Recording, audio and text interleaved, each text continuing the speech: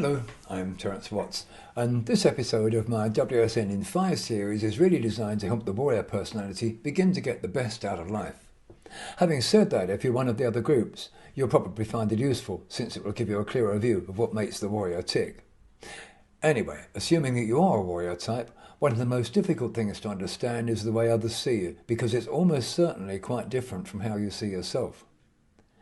It does depend to a large extent on your point of focus, but all warriors have something in common which is sometimes irritating to others, even other warriors, and that is the tendency to look for what is not, for what is missing from a place or concept. It's not in any way a criticism, because it's as totally natural to you as breathing, eating and sleeping.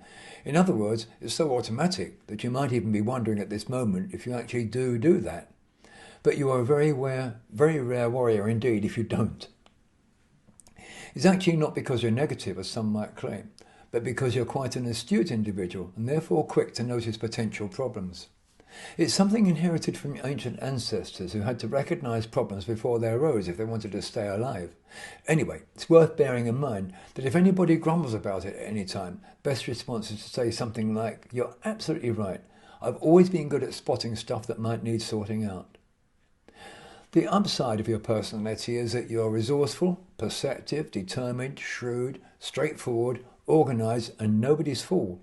But of course there's the downside, which is controlling, easily irritated and just a tiny bit critical from time to time.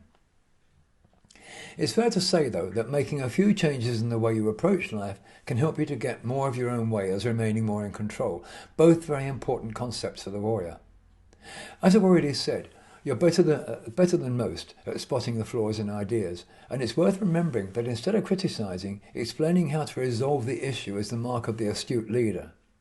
So when somebody gets it wrong, explaining calmly how they can get it right next time shows you know your stuff and are somebody to be respected and listened to.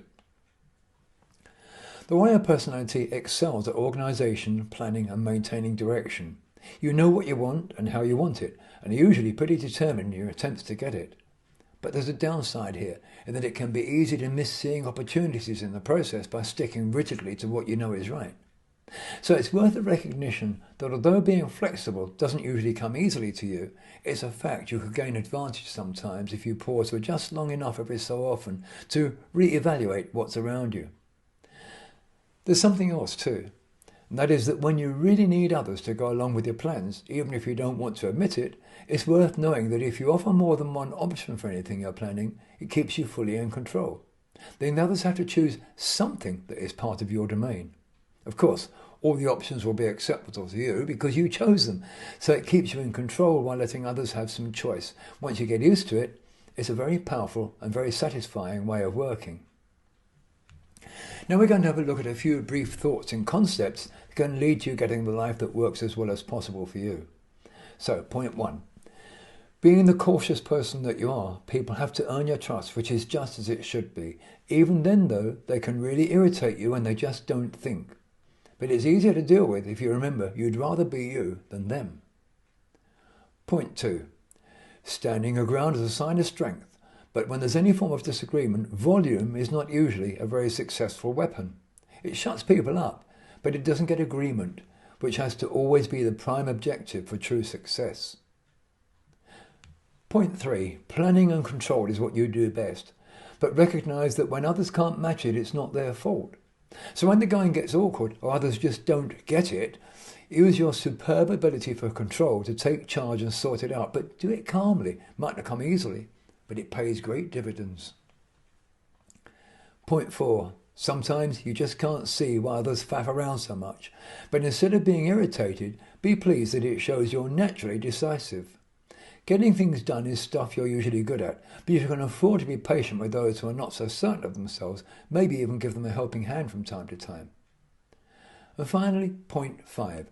The best control you can ever have in life is when you do it so well nobody minds, even if they realise it. And it's a fact that tenacity and determination are easy for you. So is manipulation, but you should be sure to use that particular skill wisely. If people notice it, it just doesn't work. Now, if you can take on board 50% or more of what I've spoken about today, you'll create a life that works for you.